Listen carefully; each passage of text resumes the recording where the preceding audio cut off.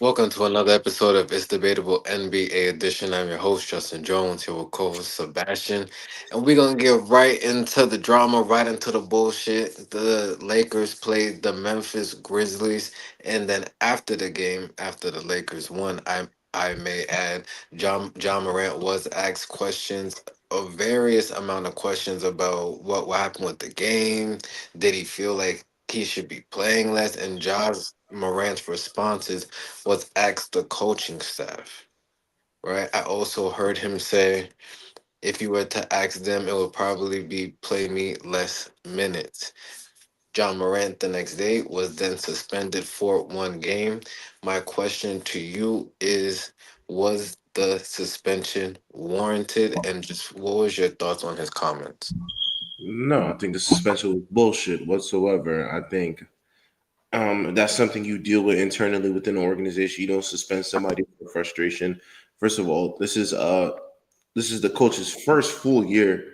Um, what does that? I believe Taylor Jenkins got fired towards the end of the season last year too. So he's relatively new for the most part. So everybody on the coaching staff involved too. It's a different look on things though, and it's suspending your star player for speaking out against like that rather than handling it internally within the organization makes it look like there's definitely a lot of conflict though. So this is what definitely stirred up the drama though. But once again, that's on them. If that's how they want to handle it, especially with a guy like John Morant, that's how they handled it. Two, I think if for the most part, Ja was playing like crap. We're gonna put that out there. He was struggling, grandly so, and I don't think that's you know, something that's bad. If you're not playing good, you shouldn't really be playing too. But at least give your superstar player chances to figure it out in spurts, though. At the end of the day, though, I don't think he's the sole reason for that loss. Relatively, he was in the game for the most part. With him struggling, you just had Luka Doncic, who just really just could not be checked that whole night. His first game back from after what 2 game hiatus from the injury, just healing that hamstring, I believe it was. Motherfucker came out 44. Who was gonna stop that? You had him fucking making players drop out their shoes and shit like that. You wasn't gonna stop that though. I definitely think it was frustration on both ends though. This is a Memphis Grizzlies team that I believe was 3-2 before all of that too. So it's not like you were having like a Pelican season or nothing like that though. So it's been something brewing thus far within Memphis. I definitely seen reports even dating back to last year how they're using this offense now to like get the ball to John's hand more and let everybody else around do their thing.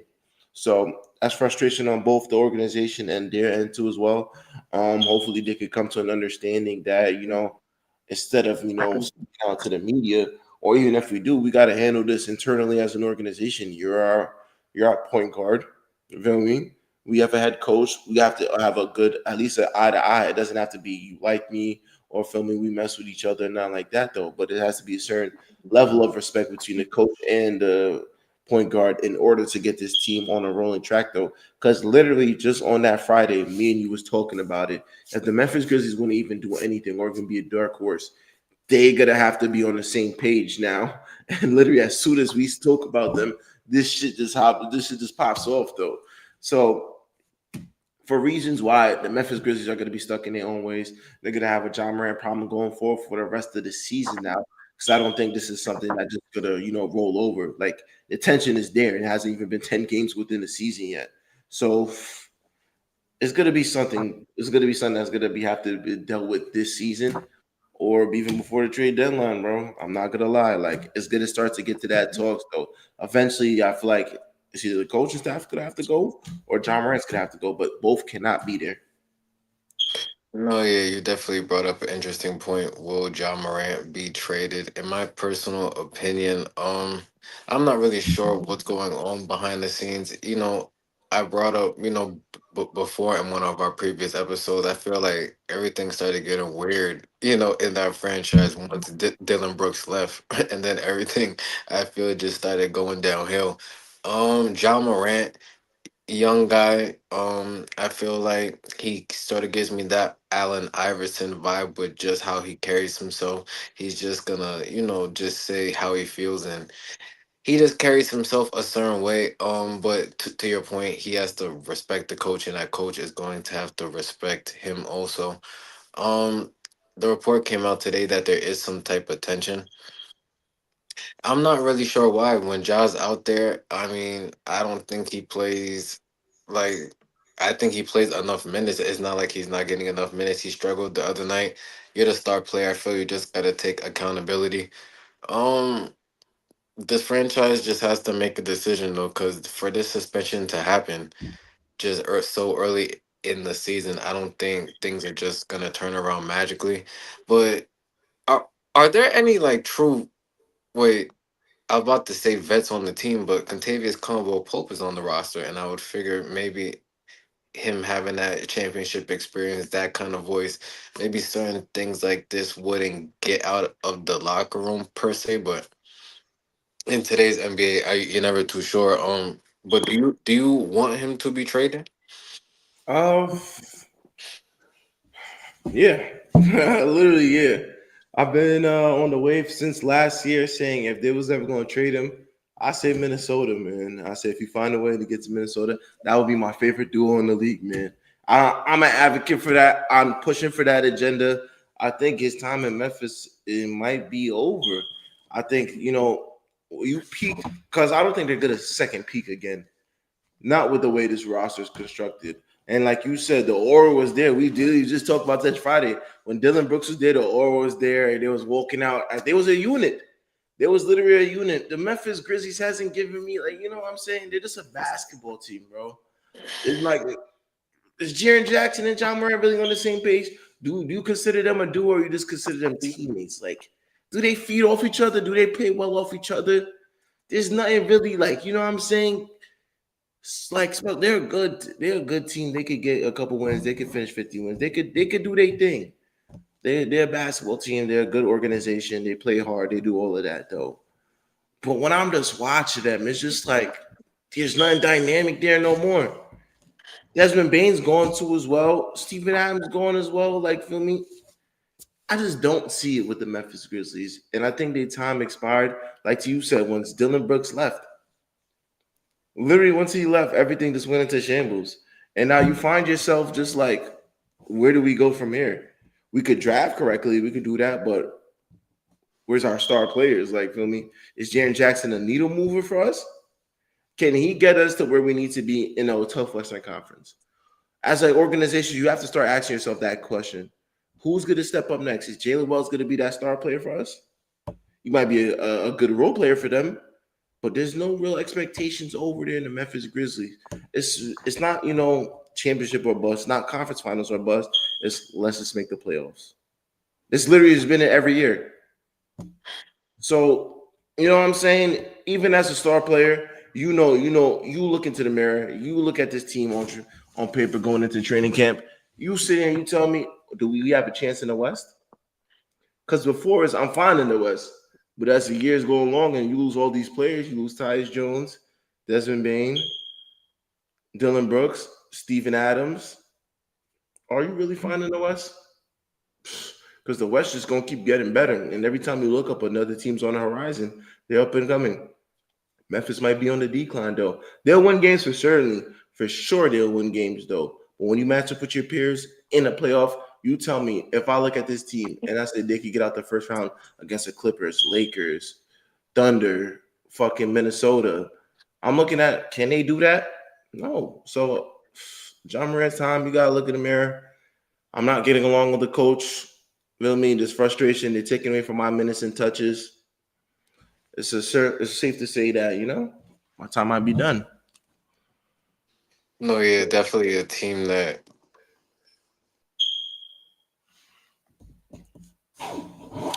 And it's kind of crazy because it's like for Grizzlies fans, it must kind of got to be frustrating. It's kind of frustrating that you are just subpar. Keep it a buck, subpar. You know, you're never too high, never too low. We only had one good year of this Memphis Grizzlies team when they went to the second round against the Golden State Warriors. I think that was peak Grizzlies basketball. I think everybody knew exactly what they wanted to do. I think everybody knew their role. John Morant was a superstar. Jaren Jackson was the defensive anchor. Dylan Brooks was just the menace. Desmond Bain was their second scorer. Stephen Adams was their enforcer as well. Santi Aldama was coming into his own. I'm trying to think a whole bunch of everybody, man. Nowadays, you watch the Memphis Grizzlies, you ask yourself this: are they an entertaining basketball team? Do you watch Memphis Grizzlies basketball? I'm asking for the fans in general. Are they an entertaining basketball team? If not, then it's time to move on, though. But yeah, for the most part, John Morant, definitely a guy that I want to see on the move. I say Minnesota, and I've been telling even Reem. And Reem, if you've seen this, bro, it's only right, man. Two dynamic, young, superstar, talented players. And there will be a lot of questions about can they, work with each other off the ball, who will play off the ball. Both need the ball in their hand. But I think in certain situations, you go for it. And I don't know what it would take. The only thing I wouldn't do is trade Jaden McDaniels. Rudy Gobert could go. Julius Randle could go. Dante DiVincenzo could go. Rob Dillingham could go. If you ask me, who else? A lot of people could go. But if you find a way as a Minnesota Timberwolves, especially with you needing a point guard, because I feel like Mike Conley's time is definitely expired for them. I don't think he fits the timeline for this Minnesota Timberwolves team. And I'm not too sure about Rob Dillingham yet. I think he still has a ways to go. Bones Highland is damn near equivalent to Rob Dillingham. If you get a chance to get John Morant, you freaking go for it.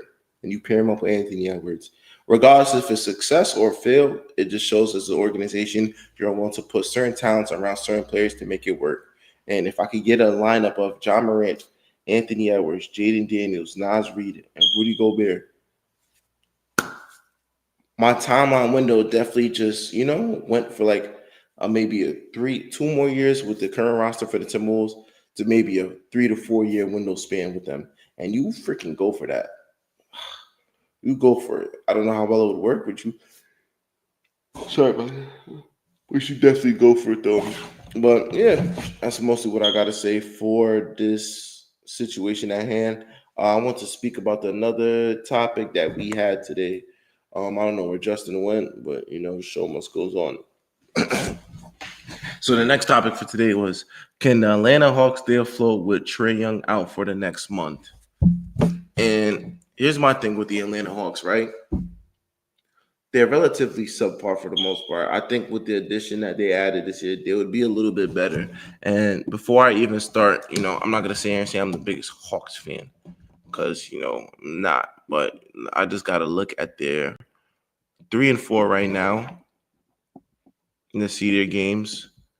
They just lost to the Cleveland Cavaliers last night. Got a good cup win, against the Pacers. Put up a lot. Let's see, the scoring was spread evenly. Nikhil Alexander Walker, Dyson Daniels, Onyeka Okongwu, 14, Zachary Rishiche, 13, Jalen Johnson. Okay. The team has talent, but I just don't know with them. So 2 wins came from a Pacers team that was relatively struggling until they got a win on Saturday, and a Brooklyn Nets team that's relatively bullshit for the most part. And I think everybody in their moms know that the Nets is going to be bullshit though. So no, to answer the question fully, they're not going to stay above flow without Trae Young. They could only do so much, but at the end of the day, though, you still need your point guard. And this is a team right now that scoring duties could get spread out equally, but it's not a needle mover. So they played the next couple games. They played the Magic, the Raptors, and the Lakers. Out of those games, I'd say they go 1-2. I think the Magic are going to slowly find their groove. This is a team that has a slow start in the Magic. So let me check what's up with the Orlando Magic. 3-4, slowly picking up their pace. Winners of their last two. Hawks are losers of their last one, so that's a game they'll lose. The Raptors are slowly moving into winners of their last two as well too. So while you have a bunch of talent on this team, it doesn't work if Trae Young is not there. Somebody to distribute the ball, be the point guard of this team. Dyson Daniels is a good backup player, but not a star player. You don't have that star player luxury. Jalen Johnson is a good player thus far. He has all-star potential, but can he take that leap? Somebody's gonna have to take the next leap if the Magic want. I mean, if the Hawks want to stay above flow while Trae Young is out. Who is that going to be? Jalen Johnson, Dyson Daniels, Zachary Ricochet is, was the first pick when, you feel me, we don't see nothing towards him. He's supposed to take on scoring duties. So I'm gonna ask you, Justin. Welcome back to the show. We was just talking about the second topic that we had in mind. I don't know if you want to go back to the first topic still, or you know what I'm saying. Oh, well, first, I apologize, y'all. I have a little bit of diarrhea right now, so my stomach is just, so I had to just make an executive decision right there. Um, in terms of the Memphis Grizzlies, I feel that, we both just said they got to figure out what their new identity is going to be and exactly who they're going to build around, whether that be John Morant or Jaren Jackson Jr. You brought up Zachary Richardson. What topic are you talking about? I was talking about. I didn't know how long you was gonna take, so I went on to the second topic though. Well, since we going back to the John Moran situation, we was talking about which team that I wanted to see if he was to get traded. Which team? I said I've been an advocate of him going into Minnesota.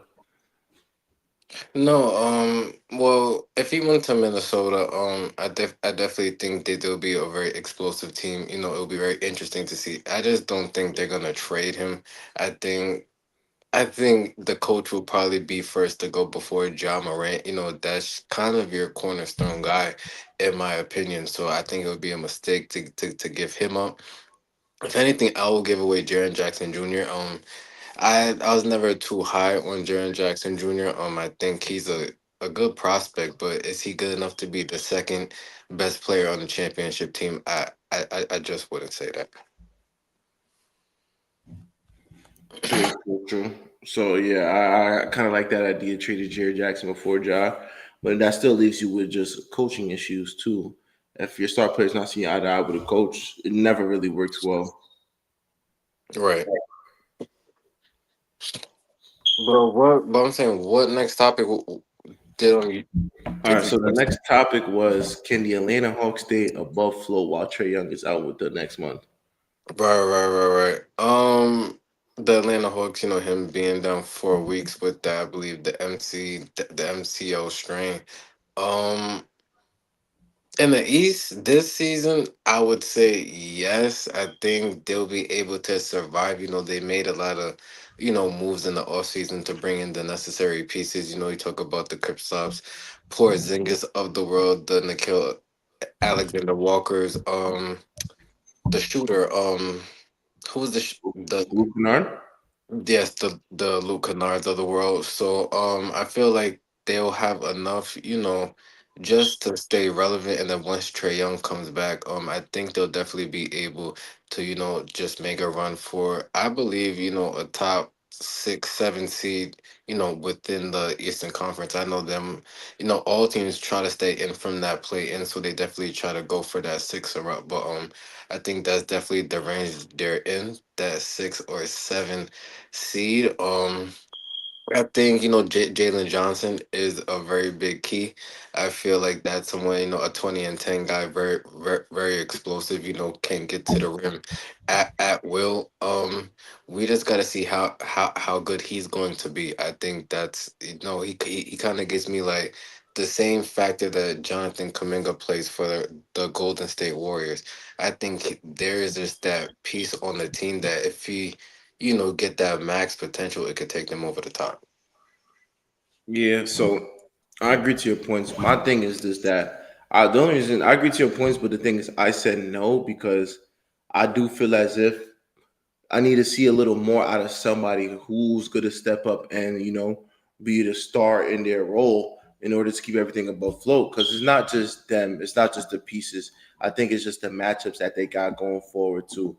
So like I just used like a small sample size for the Atlanta Hawks in their next couple of games, and I believe it was against the Magic they play tomorrow. This is a team that slowly is picking up. Winners of their last two. The Raptors too as well. That's winners of their last two as well. And then they see the Lakers on Saturday, and then they go on a road trip.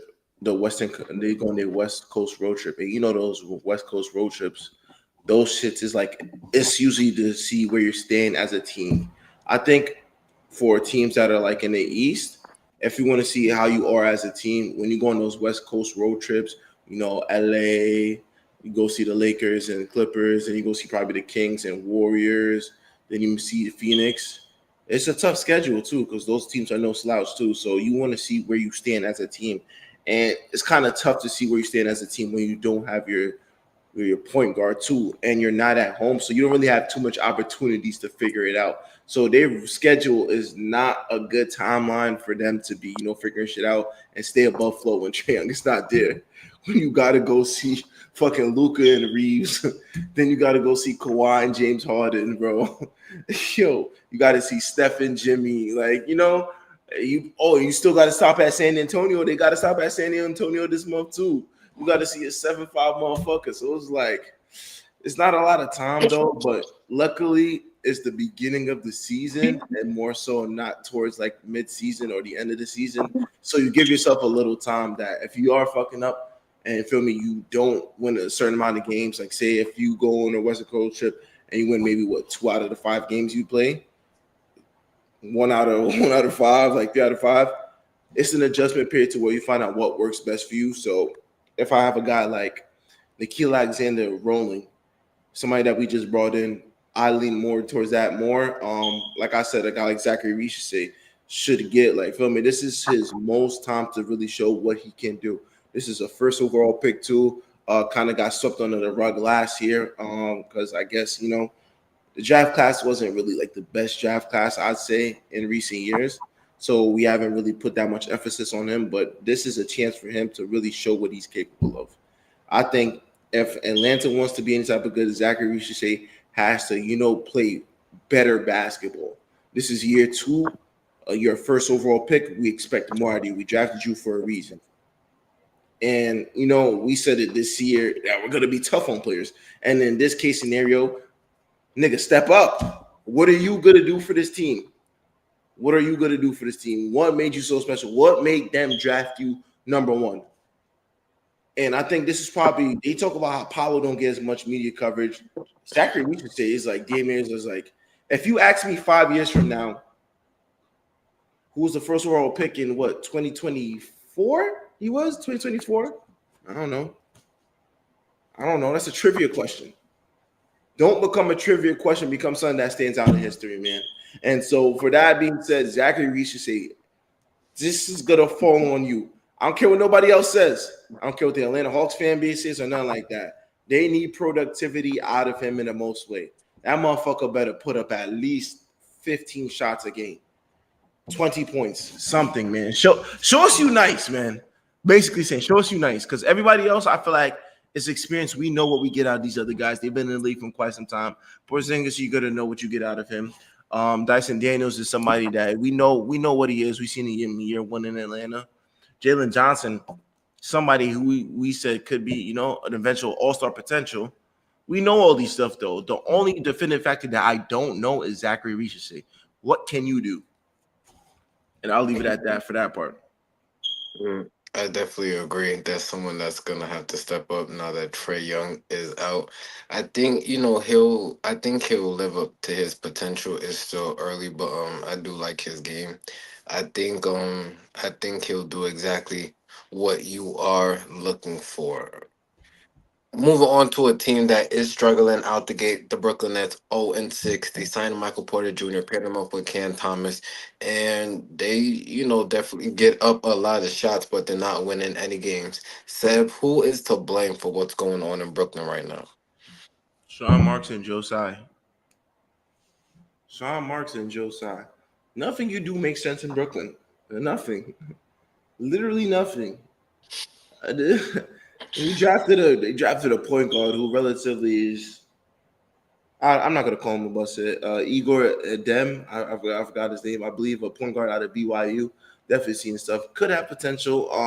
Relatively. Crazy. I just want to say, I don't mean to cut you off a crazy footnote. When I seen him in 2K, like before the season even started, I didn't know that was a real person. So shout out to him. I just thought that was funny.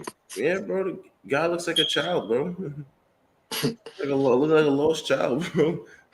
You have him, and Michael Porter said it best, though. He just said, "What's the reason for y'all struggling 0-5?"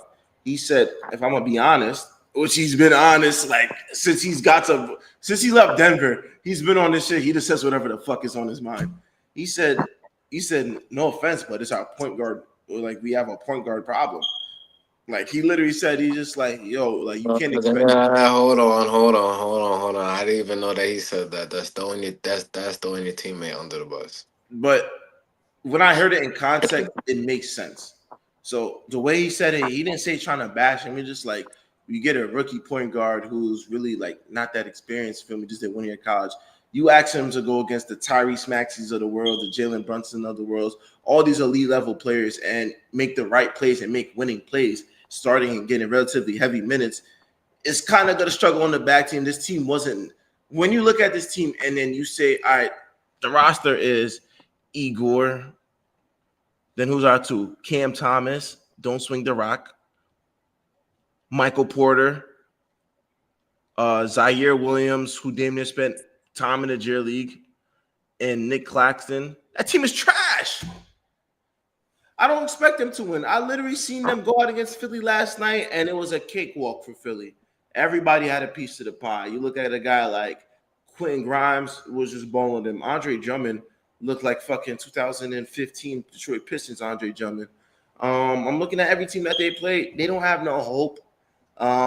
The roster was just built to fail. I don't think anybody came into this and said, "Oh yeah, maybe they could do something." No, this was the expectation for them. This is another year just rebuilding.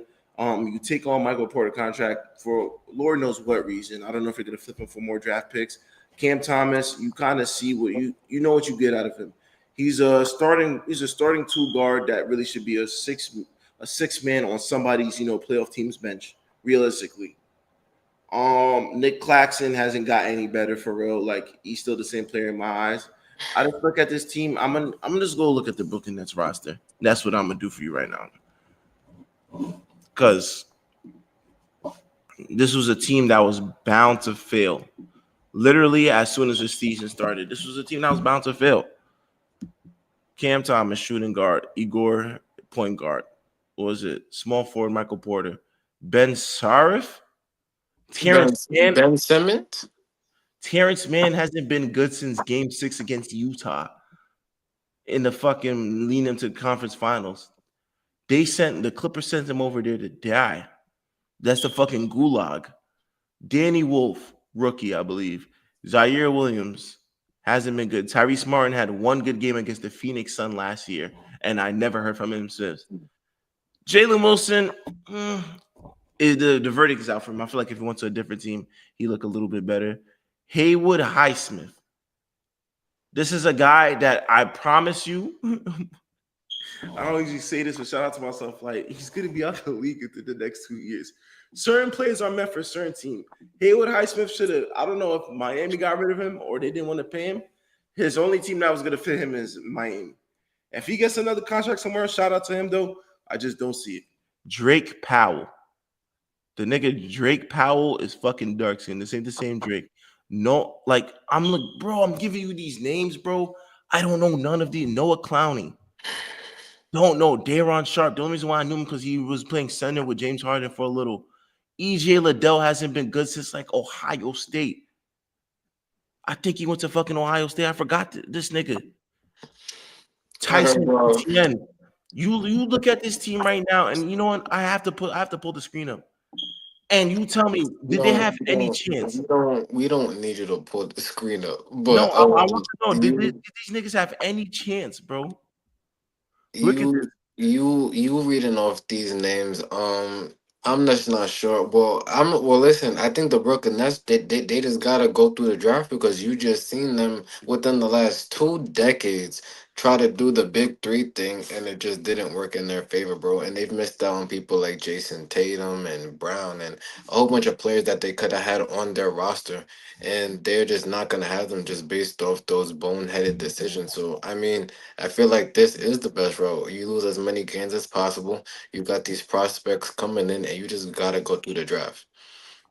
I mean, like, there's just no other way around it. Like Cam Thomas, AJ Diabetes. yeah, like you just got to go through the draft, and that's why they did that deal. I believe when they sent KD to um, where did they send KD to? Phoenix. Phoenix, right? And then they got they got some of their assets back. Um, Sean Marks and them. So are you gonna blame them for trying to pull the trigger? Yes.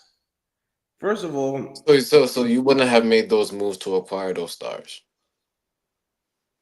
I mean, if you did, No, you gotta hold make on, hold on. Yes, you're saying you would not have made any of those moves to acquire the stars that they did. no the big three. You talking about the big Yes. three, right? Yes. No, no, no. I would have made those moves 100%. When you have a chance, you have a So chance. and you're saying you wouldn't in that time period made those moves for Paul Pierce and them. No, those were That just that names. time period. Don't think of it now. That time period, Seb. Nah, Yes, you would. Yo, Seb, yes, you would. I don't But know. I don't. I don't know. I don't know because KG was on the decline that year. Paul Pierce maybe, but relatively though, because that team. I mean, they went about it wrong though. I think we should have reduced a couple of people's minutes. Like KG shouldn't be out there playing that much. At that point in time, Andre Blatch was the better floor man than him. Andre shout Blatch out to was Andre Blatch. Yeah, Andre Batch was way better than KG at that time. Brooke Lopez was the sole starter star of that team. Darren Williams, I think that's where everything fucked up. He fell off a fucking cliff. I think from Utah Darren Williams to Brooklyn Darren Williams, it was two different. It was like night and day. So Well, I know. I would say it was like day and afternoon. He wasn't that bad. Let's not be like that. It was a night and day. It was day and afternoon. He was still like, don't do that. there was a point where they were saying Darren Williams was it was between him and Chris Yeah, Paul. him and Chris Paul. Yeah. On the Brooklyn Nets, he was not that bad. Like, cause now you like to pull up so much shit. If you pull up the highlights, they're not bad. So stop. I mean, yeah, highlight shows one thing. Here we go. But the And they nigga, were gassing it. They were saying the nigga wants to pull up highlights for everything now. Now highlights one thing. then But next, the niggas gonna be like, "Oh, they was gassing it. They was gassing that. They was saying, this is the team that beats the Heat." They had that one well, they game where was all right. But that's different conversation. No, they wasn't gonna beat the, and everyone knew that. No matter what trade they made, why because the Heat was the best team in the Eastern Conference. allegedly. Now I'm trolling. Like what the fuck? Like there was just no other. Like it just wasn't gonna make sense.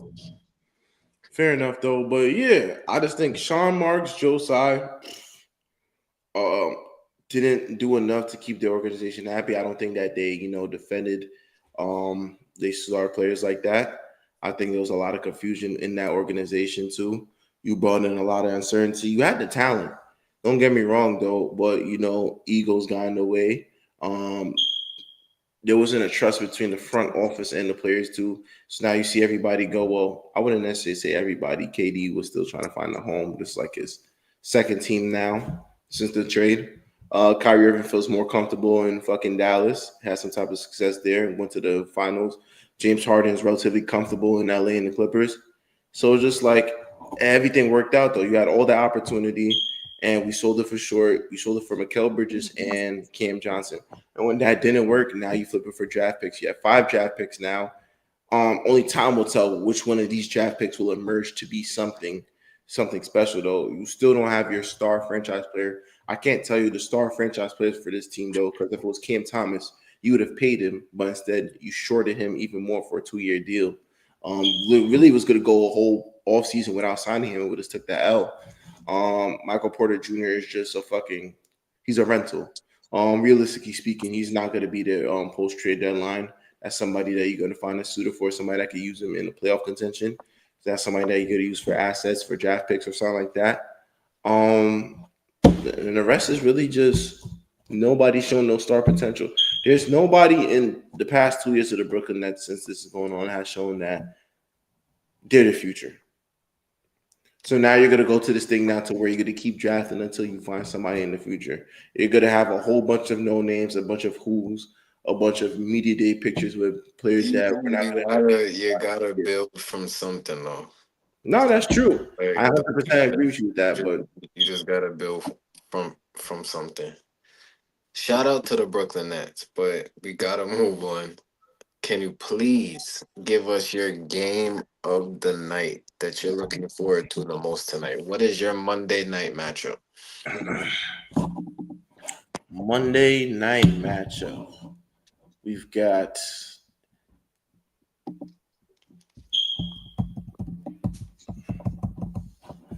my Monday night matchup is going to be the Los Angeles Lakers versus the Portland Trailblazers. Lakers coming off a good win against the Miami Heat. A back to back. I want to see how well they will play. I want to see who's actually playing. I don't know because we live in a time where they don't want star players to play back to backs and shit like that. So I want to see if we're getting the Luca Austin Reeves. That should be an interesting matchup against the Blazers now, who are 4-1 in the Thiago Splitter era. Um, Kind of makes you want to give a little side eye Chauncey Billups though. Free Chauncey once again. I think that's going to be a relatively good game. I think the Portland Trailblazers, who I've spoken highly about for this offseason, I definitely want to see how they do against a team like the Lakers, who are off to a good start to begin the season. I look at them as a defensive first team, a team that can get out and switch, and they play hard. I'm looking at a guy like Danny Avia, who I believe is second right now and most improved player this year. I think is somebody that is definitely taking his game to another level. Is more comfortable in his role now. Could be the star of this team. Shaded Sharp has picked it up lately too, having a sketchy, first couple games of the season, but relatively fine in his own.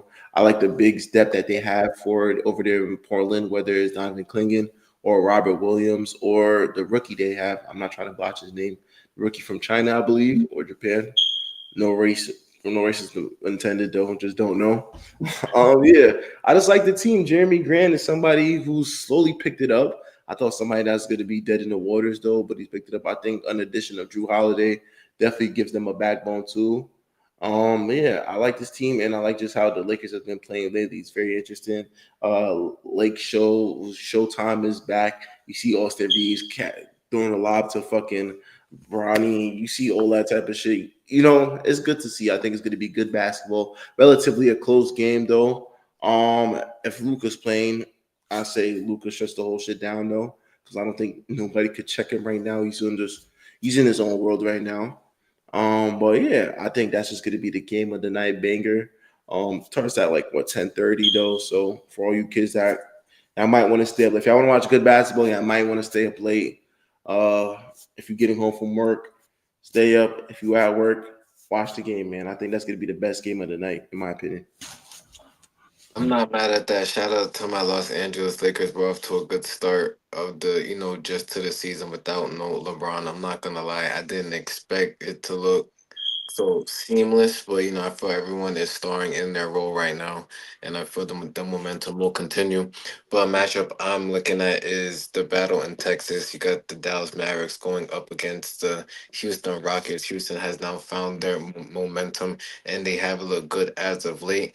And Dallas, just with their injuries, already know Kyrie Irving to start the season, included his injury from last season. But then Anthony Davis going down, just like I predicted that he did. He was right on schedule.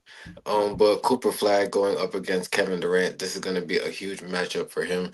I want to see, if he just takes on that matchup, right? If I'm Cooper Flag, I'm just face guarding him. I'm making it as tough for him as possible, and I'm about to show why I was that number one overall pick. Dallas, has been subpar this season. It would be a great win for them if they was able to win this matchup, but Houston is heavily favored. I think the spread is at like 13 points. So everyone's just feeling that Kevin Durant, Shangoon, Thompson, all of them is going to do their thing. It's a team that doesn't even have Dorian Finney-Smith yet. That was someone that they stole from the Lakers, and I think he's going to be a great addition to that team as well. But yeah, that battle in Texas is the one I'm looking at. Ain't no place like Texas. Facts. So we're gonna be back tomorrow. Like I said, it's like a nine. I think like a 9 game slate tonight. A lot of interesting matchups. Definitely, if you are an NBA fan, tune in. I believe today and tomorrow, both of the games are on. Prime. Yeah. Right, No, Peacock. Peacock. No, Peacock. Peacock. My fault. Still right, getting NBA schedule though, but definitely Peacock. right. I know tomorrow's coast to coast, and they have two matchups, and tonight it's like a prime time game or something like that. So definitely tune in. I want to thank y'all for watching. Please make sure to like, comment, and subscribe. Follow us on all social media platforms at It's Debatable double underscore. Follow me at Justin Jones on Facebook for details and developments on the platform. We out.